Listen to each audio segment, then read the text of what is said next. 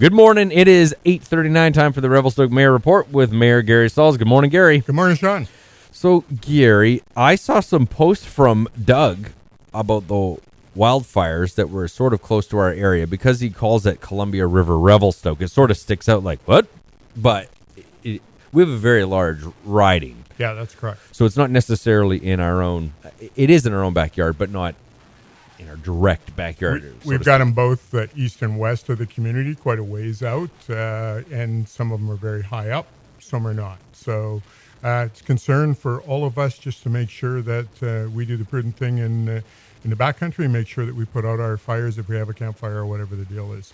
But some of these are lightning strikes, so, you know. And I mean, in all honesty, obviously, when a wildfire happens and it's due to that, it's like, well, it's better that it's not because of negligence. Yeah. But I haven't seen, usually it pops up in your social media feed frequently about a ban, a campfire ban. But I'm assuming, I just jumped to the assumption that there is a wildfire ban. I can't imagine there wouldn't be with a 2,000 hectare fire out of Penticton. It's been there for a while. Okay, yeah. So any camping that you're doing, you can stare at the rocks, you can put wood in there, just you can't light it. Yeah, okay. Yeah. That's and we want people to be really cognizant of that, and know that we're going into that season where we're having lightning strikes and thunderstorms, that sort of thing. So those sorts of things can happen. So be careful where you're going. Yeah, I saw my dad sent me some pictures because he lives in Penticton, but he's on the other side of the lake, so he's safe. He's fine. But he said the clouds and the smoke are crazy from his backyard. Yeah, and very intimidating. Yep, and hard on people's health with all that smoke. So, okay, so what is going on in our own backyard? And let's start with Mr. Gary Sulz. Ooh, I like your little name tag on your pad there. That's cool. Oh, cool. So just want to talk a little bit about some of the projects going on in the community. Lower Town project is now complete. So the roads are paved, the lines are painted, and you'll actually see there is designated parking spots on outside the college and in front of the splash park. So people have the ability to see where to park and where it's safe, that sort of thing. Is it a one-way road now if you go down? Okay, you can still turn up from the other way. That's my understanding. Yeah, no change as far as direction. Okay. Yeah. So we're good there. Elm Street across from the hospital, that's closed from the 20th to the 22nd as they kind of connect up some of the stuff for the new subdivision going in there. Wait, we have an Elm Street? Yeah, we have an Elm Street. It's scary. We have an Elm Street? I'll leave that with you. Oh, didn't know that. Okay. And the roundabout project continues. One thing I really want to stress to people is don't speed in that area, in the detour area. We're seeing lots of people that are not paying attention. I know there was a car up the street from me last week that got rear-ended because people weren't paying attention. It was a parked car, and it's totaled. And so, you look at that sort of thing and say, people, please pay attention. Those are narrow streets.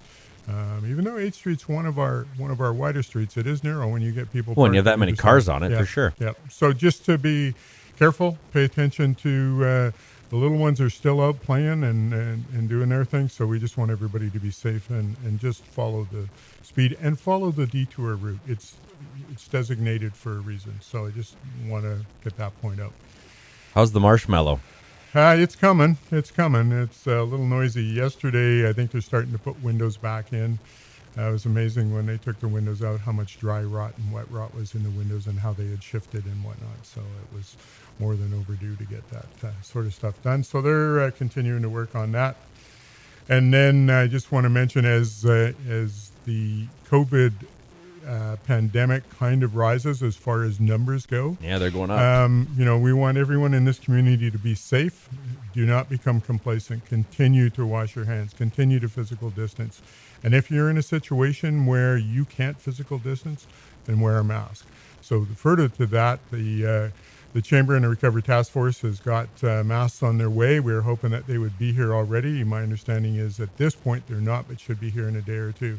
Those will be going out to tourists to keep them and the community safe, as well as it will go out to residents. So lots of masks, so avail yourself of one if you need one. Okay. Now, we are getting close to September, which means that we have a start. And there was an interview with Mr. Hooker about how we're doing in terms of our quadrants at school. And because of the number of our community, we're actually doing well because what they've set and what we have is already automatically lower, which is good. Right.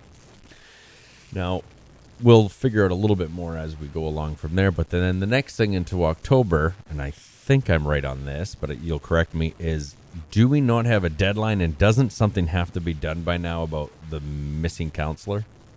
Yeah, so we're working on when we can get an election done. So we've been given the parameters by the provincial government how to go about it. What did they say? Definitely we can go about it. It's going to be, over a day or 2 or 3, I guess, as far as the election. I'm not sure. Maybe they'll be able to do it over one. But the staff are working on that, too. A one-day election? Well. That's how we do things. Anyway, I'm not sure how we're going to do it. We definitely know, I believe it's going to be over a couple days. We are still mandated to only have 50 people in the building at a time. So we're going to have to do, probably all of the MP3 rooms and have waiting areas and have areas outside for people to wait and then have people to be able to usher them in and that sort of thing. So it's a long drawn out process. Staff are working on it now, but we don't have it defined exactly how it's going. We're pretty close. And then they'll pick an elections officer and we'll kick things off and go. Now, I have my suspicions on who's going to throw their name in, but if for some reason, just, no one did, would we just go, the hell with it, let's just go with what we got? Probably we wouldn't have any choice, and we'd have to go again to the government to say, okay, this is what happened. What do you expect us to do? And get some guidance. Interesting. Then the guilt comes out, and then that one person will come out and finally put their name forward. Yeah, I know who you are. I know who you are. Anyway, we'll see how that goes. Okay. Is there anything else that's going to be coming up that you think our folks should know before they go, what? Or... Not that I'm aware of. We're still, we're trying to work with the government, dealing with Mount Begbie. You've seen what that's going to Mr. take time. Klochok is indicated. We've done the same thing as a council. We'll move forward. We'll have the communication with the minister again, and we'll just see how we can do things to make sure we can keep Mount Begbie the way the community wants. So. All right. Well, we're getting closer to the roundabout and that changing. It'll be nice to be able to not detour or go up Eastern Access if you just want to get to Columbia Park or vice versa back down to Southside. It'll be wonderful to see that. There is a video, kind of a time-lapse video on the city's YouTube channel. Go ahead, have a look at it. You'll be able to see it from start to where they're at today. Okay. I hope there's probably like a rogue person that's wandered through. Could be. Like, what's that in there? Okay. Awesome. Thanks, Gary. All right. Good enough. Thank you.